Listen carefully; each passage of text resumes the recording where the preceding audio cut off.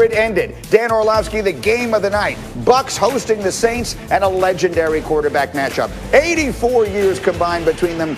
Not a football experience, but life experience. Breeze and Brady, first Saints possession. How in the world is Traquan Smith this over? They pump fake Kamara on a quick little screen, and then Traquan Smith just leaks to that back pylon. Complete blown coverage by Tampa Bay. There's Antonio Brown making his first appearance as a Buccaneer, but it would be mostly non-committal, and Brady struggling early. That one's incomplete, then one for Gronk, incomplete. Brady would go 3 and out on his first 4 drives of the game. Yeah, really just a lack of continuity on offense, no rhythm, nothing going well. You see that throw to Gronk, just a little bit of late and outside. Nothing well happening for this Bucs offense. Second quarter, Saints up 14-0. This is Taysom Hill, and just behold. And this is a challenge, though, because he gets on the field, and you're like, how do we play against them? The Bucs look like they had no plan for it. He leaps over to the defenders. He created some big plays at the quarterback spot last night for this offense. And now they're in the red zone, and Breeze is back in the game, and on a second down, that's Emmanuel Sanders. It's 21-0. That's called getting worn out. Just a ridiculous route by Emmanuel Sanders. Dives in, comes out. Huge start for the Saints offense. And then it gets worse for Tampa Tom. This one is deflected. This one is picked. This is a BBB.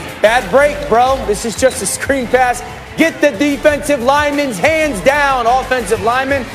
Easy interception for the Saints defensive front. And would it lead to a touchdown? Of course it would. Kamara takes it in. Dan, it's 28-0. And I'm sitting there looking at my wife going, what is going on right now? I thought it would be a better game than that. And then here's Brady right before the half trying to make something happen.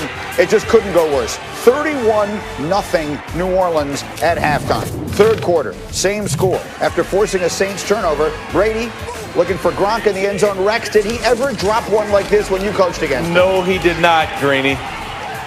He's not the best analyst in the business for nothing, folks. That's Gronk. Drops one It's a yes or no answer. Brady frustrated. Brings up a 4th and goal. Brady again. But this is a terrible play call, Greeny. Back-to-back goal line fades. Like, come on, we've got to be better than that in Tampa. Get more creative in your goal line stuff. New Orleans, a statement win. We have to go back and look in the mirror, coaches, players, everybody, just from yesterday to today, and another where we go 3 and out and then give up a touchdown. Second half, I thought we got to turn over and we don't score a touchdown. I thought that kind of was the end of it right then and there. And I have to give New Orleans credit; they kicked our ass in every phase. Well, that's about an accurate assessment of the situation. And according to our analytics, last night's game was enormous. Wow. Take a look at the consequence of it. Basically, it flips. Before the game, the Buccaneers had a 72% chance to win the division. Now, New Orleans, a 70% chance to win the NFC South as they have swept the season series from the Buccaneers. And Rex, I will start with you. What is the most important thing to say coming out of that night? I never saw this coming. There's no way anybody saw it coming. It was, Bruce Arians is right. They got their butts kicked in every single phase of the game. Offense, defense, coaching, special teams, you name it. I never saw it. I guess I'm just shocked because I see all the weapons Tampa has. You're out of excuses. You just got destroyed. And I never realized the Saints were this good. I think that's the big thing coming out. Well, RC, we were together on Friday, and we were talking about how the Saints have flown under the radar basically all season long, but this was their chance to make a statement. What statement did they make?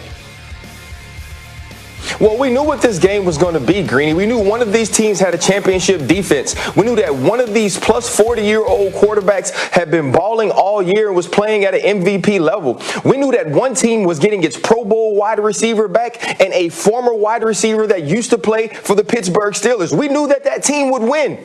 We just didn't know that team would be the Saints, because that's who the Saints were. The Saints were perfect in every facet of the game. And I told you guys on Friday, the team that played championship defense would win this game. But this was the New Orleans Saints defense we had been waiting on. This was the New Orleans Saints defense that had many of us picking them to win the NFC, but they hadn't shown up. But last night they were there, and they were there often. They were there early, and they were there in a physical way. And then Drew Brees' mastery of this offense, picking the zone defense of the Tampa Bay Buccaneers apart, and then adding the running game, adding Taysom Hill. If the New Orleans Saints play this way, if this is the team that shows up every week, you can plan a parade in the greatest place to throw a parade in America, and that's New Orleans. It might be socially distanced, but they will find a way to second line, eat gumbo, and drink daiquiri, because if this team plays like this, the New Orleans Saints get another Super Bowl.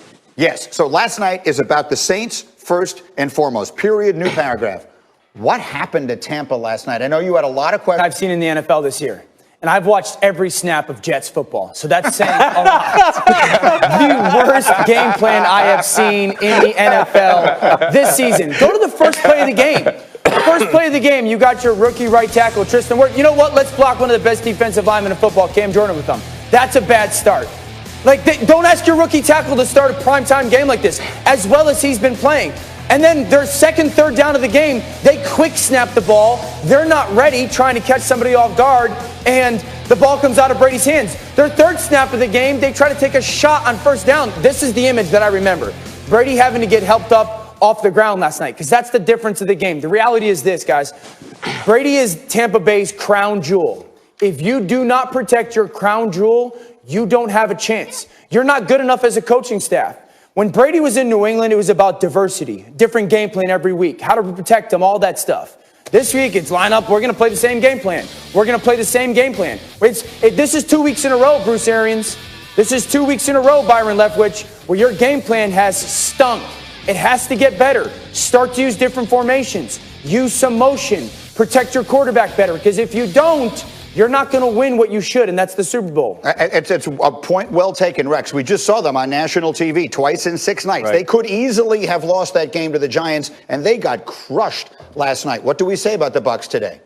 Man, this obviously, I mean, this team is struggling. And when you sit back and really look at it, they don't belong in the conversation. They're not even in the same stratosphere with New Orleans.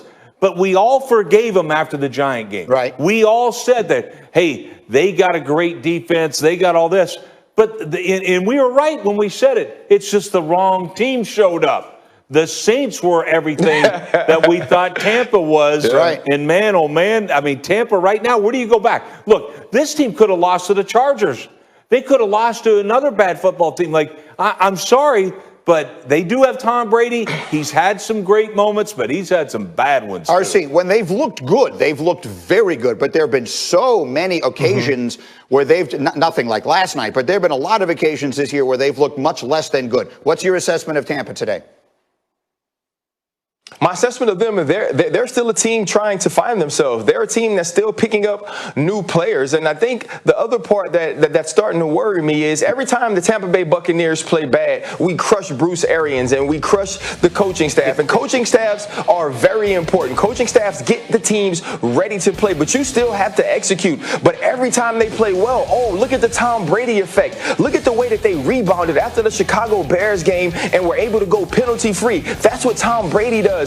Oh, look at the way that Tom Brady can do this. Bill Belichick is missing Tom Brady. At some point, when number 12 plays bad, we're going to have to say, you know what? Number 12 played bad. When some point when he doesn't have a day or when his leadership can't overcome bad coaching or bad play calling, we have to say that number 12 had a bad day. And yesterday, the best leader, the best quarterback was Drew Brees. And we saw some of those things against the New York Giants. The offense wasn't clicking. He wasn't necessarily playing very well. The 3 times this year that Tom Brady has been hit, as Dan said, the crown jewel, when the crown jewel has been cracked, when the crown jewel has been touched or roughed up a little bit, this team doesn't look the same. It's about protecting Tom Brady, but it's about Tom Brady showing the mental toughness that even on days it's not going right for me, bringing me here was the right decision because I can overcome adversity. Tom hasn't shown that yet in Tampa, so we'll see what happens next week and down the line because this team will see the Saints again if they're good enough, and they cannot play the way that they played these first 2 games. Quickly, Dan, we've talked about the coaching, the game plan. How much of this was on 12?